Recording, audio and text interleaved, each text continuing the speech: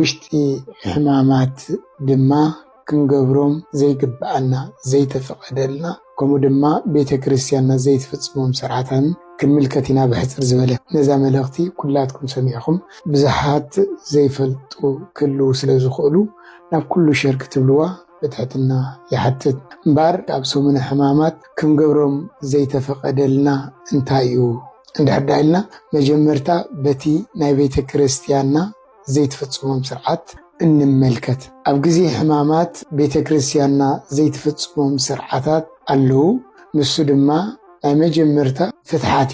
ሓደ ወዲ ሰብ ኣብ ግዜ ሕማማት እንድሕር ዳመይቱ ፍትሓት የብሉን ወይ ከዓ ስርዓተ ፍትሓት ኣይትፍጽመሉን እያ ስለዘይትፍጽም ኣብ ግዜ ሕማማት ቤተክርስቲያንና ግን ሊቃውንቲ ቦታትና ግን ሰብ ኣብ ሕማማት ዝመተ ከይተፈትሐ ምእንቲ ንኸይመውት ኣብ በዓለ ሆሳዕና ንኹሉ ብዘጠቐለለ ስርዓተ ፍትሓት ትፍጽም ማለት እዩ ኣብ ግዜ ሕማማት ግን ስርዓተ ፍትሓት የለን ማለት እዩ ካልኣይ ኣብ ግዜ ሕማማት ቅዳሴ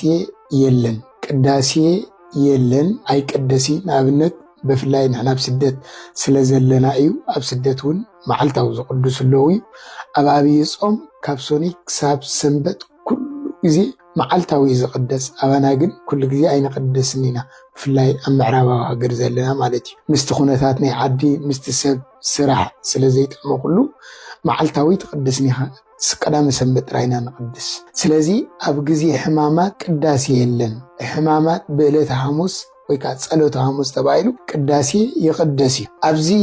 ዕለተ ሐሙስ ጸሎተ ሐሙስ ተባሂሉ ዝቅደስ ቅዳሴ ከም ናይ ካልእ ቅዳሴ ይኩን ፍልይ ዝበለ ቅዳሴ ንምንታይ እዩ ተፈቂዱ እንድሕር ዳይል ሓደ መድኃኔዓለም ኢየሱስ ክርስቶስ ንመጀመርታ ናይ ሓድሽ ኪዳን ቅዱስ ቁርባን ዝሰርዓሉ ዕለት ስለ ዝኾነ በዓሉ ንሐዋርያት እንኩ ብልዑ እዚ ስጋይ እዚ ከዓ ደመይ ኢሉ መጀመርታ ግዜ ቅዱስ ቁርባን ዝሰርዓሉ ዕለት ስለ ዝኾነ በዚ ቅዳሴ ይፍቀድ ወይ ከዓኒ ጸሎተ ሐሙስ ተባሂሉ ቅዳሴ ይቅደስ ኣብዚ ቅዳሴ ዘይፍጸሙ ምስጢራት ኣለዉ እዮም ንኣብነት ምስጢረ ጥምቀት ኣብ ሕማማት ኣይፍቀድኒ ቅዳሴ ኣሎ እዩ ግን እቲ ቅዳሴ ምስጢረ ጥምቀት ክንፍጽም ኣይፈቅደልናኒ ጸሎተ ሐሙስ ስለዝኾነ ኣብ ግዜ ሕማማት ምስጢረ ጥምቀት ኣይፍጸምኒ እዩ ማለት እዩ ካልእ ምስጢረ ክህነት ምስጢረ ዲቁና እውን ኣይፍጸምኒ ቤተክርስቲያንና ኣብ ግዜ ሕማማት ኣይትፍጽምን እያ ስለዚ እዚኦም ቤተክርስቲያንና ዘይትፍጽሞም እዮም ቤተክርስቲያንና ዘይትፍጽሞም እዮም ኣብ ግዜ ሕማማት ክንገብሮም ዘይብልና ንሕና እውን ክንፍጽሞም ዘይብልና እንታይ እዮም እንድሕር ተባሂሉ ሓደ ኣብ ግዜ ሕማማት መስቀል ክንሳለም ኣይንኽእልኒና ይፍቲ ክንብል ኣይንኽእልኒና እቲ ካህን እውን እግዚኣብሔር ይፍታ ማእሰራት ኃጢአት ክብለና ኣይፍቀድን እዩ ማለት እዩ ብሓፈሻ ከም ተቀዲምና ዝበልና ፍትሓት ንሓደ ዝመተ ፍትሓት ከም ዘይብሉ ኩሉ ስርየት ከዓ የለን ይፍቲ ንብልኒና እግዚኣብሔር ካብ ማእሰርቲ ኃጢአትካ ይፍታሕኻ እውን እቲ ካህን ኣይብለናኒ መስቀል ኣይንሳለምኒና ካልእ ኣብዚ ውሽጢ ሕማማት ሰላም ወይ ከዓ ምስዓዓም ኣይፍቀድኒ ኢድ ንኢድ ኣይጭበጥኒ ወይ ከዓ ምዕጉርቲ ንምዕጉርቲ ኣይሰዓዓምኒ ንምንታይ ዘይሰዓዓም ቤተክርስቲያንና ተኣምሁ በበይናቲክሙ ክትብል ዓመት ሙሉእ ፀኒሓ ኣብዚ ውሽጢ ሰሙን በፅሐት ግን ንምንታይ ሰላም ምባሃል ምስዓዓም ክልኪላ እንድሕር ዳኢልና ኣብዚ ግዜ ሕማማት በቲ ወዲ መዝሙር ክኸውን ዝፀውዖ ይሁዳ ብምስዓም ኣሕሊፉ ስለዝተዋሃበ እዩ ኣብዚ ግዜ እዚ ሰላም ምባሃል ወይ ከዓ ምስዓዓም ማለት ምስ ይሁዳ ምሕባር ማለት እዩ ወይ ከዓ ናይ ይሁዳ ተሓባባሪ ምዃን ማለት እዩ ስለዚ በዚ ምክንያት ሰላም ኣይንባሃልኒና ኣይንሰዓዓምኒና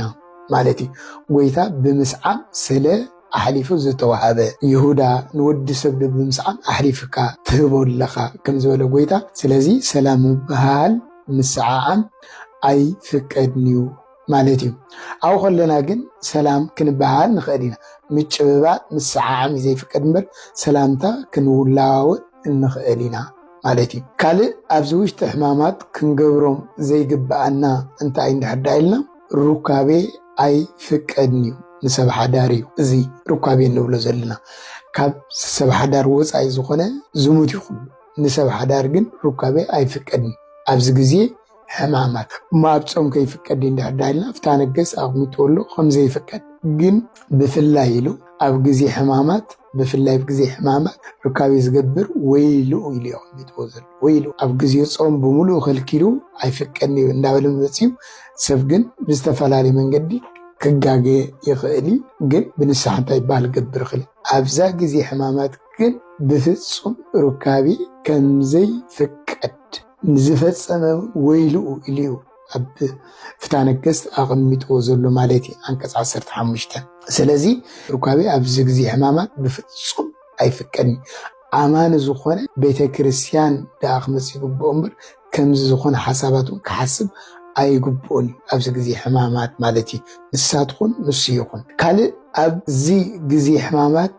መሐጓስ መስሓቅ ኣይፍቀድኒ ሕዙናት ኮይና ኢና ክንሕልፎ ዘለና መንፈስና ክትክዝ ኣሎ ክሓዘን ኣሎ ሕዙናት ኮይና እንሕልፎ እምበር ሰሓቅን ሓጎስን ኣይፍቀደልና ንምንታይ ናይ ግዜ ሓዘን ግዜ ሕማም ግዜ መከራ ስለ ዝኾነ ናይ ጎይታና መድሓኒና ኢየሱስ ክርስቶስ ምእንታና ክብል ዝተቐበሎ መከራ እናሓስበሉ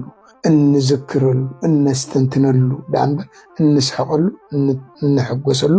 ኣይኮነን ኩሉ ሰዕ ብጎይታ ተሓጎሱ ዝበለ ሐዋርያ ቅዱስ ጳውሎስ ኣብዚ ግዜ እዚ ግን ክንሓዘን ምስ ጎይታ እዩ ዘዝዘና ኣብ ግዜ ሕማማት ከም ልብና ክንበላዕ ኣይፍቀደልናን እዩ ብሓቂ ንምንታይ ብዙሕ ዝበልዐ ምስልሻው ነገር ይርስዕ ይዝንግዕ ከምኡ ድማ ፍትወታት ይለዓሉ ኣብ ሓጢአት ይወድቕ ስለዚ ብዙሕ ምብላዕ እውን ንባዕሉ ኣይፍቀድኒ ዘስክር ነገር ምስታይ ኣይፍቀድኒ ዘስክር ነገር ምስታይ ኣይፍቀድን እዩ ማለት ስለዚ እዚኣቶም ክንገብሮም ዘይተፈቀደልና እዩ ገለገለ ሰባት እዚኣቶም ክንገብሮም ዘይተፈቀደልና እዩ ማለት እዩ ንጸሎት ዝምልከት ግን ኩሉ ክንጽልእ ንኽእል ኢና ዳዊት ክንጽልእ ንኽእል ኢና መጽሓፍ ቅዱስ ከነንብብ ንኽእል ኢና ውዳሴ ማርያም ክንደግም ንኽእል ኢና ሓደ ግዜ በስመ አብ ኣይበሃልኒ እዩ ዝብልሉ ዋላ ገጽካ ይማዕተብኒ እዩ ዝብልሉ እዚ ብልምዲ ዝመፀ ወይ ከዓ ብልምዲ ዝበሃል እምበር ትምህርተ መስቀል ከነማዕተብ ንኽእል ኢና በስመ አብ ክንብል እንኽእል ኢና ወላ ሓደ ዝኽልክለና ነገር የለን እዛ ሰሙን እዚኣ ናይ ኦሪት እተዘኻኽረና ኦሪት ግን ኣብ ኦሪት ግዜ ኦሪት እውን ትምህርተ መስቀል ነይሩ እዩ ትምህርተ መስቀል ምግባር ነይሩ እዩ ያዕቆብ ደቁ ክመርቆም ከሎ ብትምህርተ መስቀል ኢዱ ማሳቂሉ ከም ዝመረቆም እዩ መጽሓፍ ቅዱስ ገልጸና ስለዚ መስቀል ወይ ትምህርተ መስቀል ዝበሃል ኣብ ብሉይ ኪዳን ነይሩ እዩ ብፍሉይ ከምዚ ናይ ሓድሽ ኪዳን ግን ስለ ዘይተዋሃበና በስመ አብ ኢልና ከነማዕተብ እንኽእል ኢና በስመ አብ ኢልና ክንጸልይ ንኽእል ኢና ከምኡ ዝብሉ ስለ ዘለዎም በስመ አብ ኣይበሃልኒ በስመ አብ ኢልካ ኣይምዕተብኒ ኣይጸለኒ ዝብሉ ስለ ዘለዉ ኩሎም መጽሓፍትና በስመ አብ ኢሎም ይጅምሩ ስለዚ በስመ አብ ኢልና ክንጅምር ከነማዕተብ እንኽእል ኢና ዘይንኽእል መስቀል ክንሳለምን ከም ተቐዲመ ዝብልዎ ይፍትኽ ንብል ራእይና ዘይንኽእል ማለት እዩ ስለዚ እዚኣቶም ኣብ ግዜ ሕማማት ክንገብሮም ዘይተፈቀደልና እዩ ብዝተኻኣለና መጠን ኣብ ግዜ ሕማማት ሓንቲ ሰሙን ንጎይታ ሂብና ብምልእታታ ሰሙን ካብ ሰኒ ክሳብ ዓርቢ ኣብ ጥቐናና ዘሎ ቤተክርስትያን እንዳኸድና ክንሕልፎ ይግባአና ክርስቲያን መድኃኔዓለም ኢየሱስ ክርስቶስ ኩሉ መከራ ዝተቀበሉ ንዓይን ንዓኹምን ክብል እዩ ስለዚ ሓንቲ ሰሙን ንጎይታ ክነህቦ ይግባአና እዚ ክንገብር ይግባአና ካብዚ ወፃኢ ብልምድታት ዝኸውን ነገር ግን ክንቁጠቦም ይግባአና እዩ ስለዚ ኣብ ግዜ ሕማማት ክንገብሮም ዘይግባአና እዚኡ ቤተክርስትያን ክንመጽእ ዘይንኽእል ኮይንካ ኣብ ገዛና ብዝተኻኣለና መጠን ክንሰግድ ናይ ሕማማት ክንሓስብ ክንስትንትን ይግባአና ዝኾነ ነገር ዓለማዊ ነገር ክንሰምዕ ኣይግባአና ኣብ ግዜ ሕማማት ሙዚቃ ክኾን ይኽእል ዓለማዊ ፊልም ክኾን ይኽእል እዚኣቶም ክንርኢ ኣይግባአናን ኣብዛ ሰሙን እዚኣ ስለ ክርስቶስን ንክርስቶስን እናሓስብሉ እነስተንትነሉ ሰሙን ክርስቲያን እግዚአብሔር አምላኽና ስለተዘፍቀረና ንፍቅርና ክብል ስለትኩሉ ዝተቀበሎ መከራ ክብሪ ምስጋና ንልዕል ስሙ እዩ ንሕና እውን ነዛ ሰሙን እዚኣ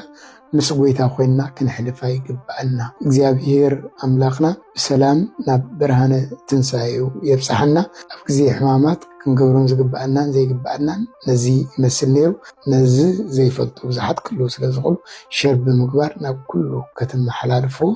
ብትሕትና ይሓትኩ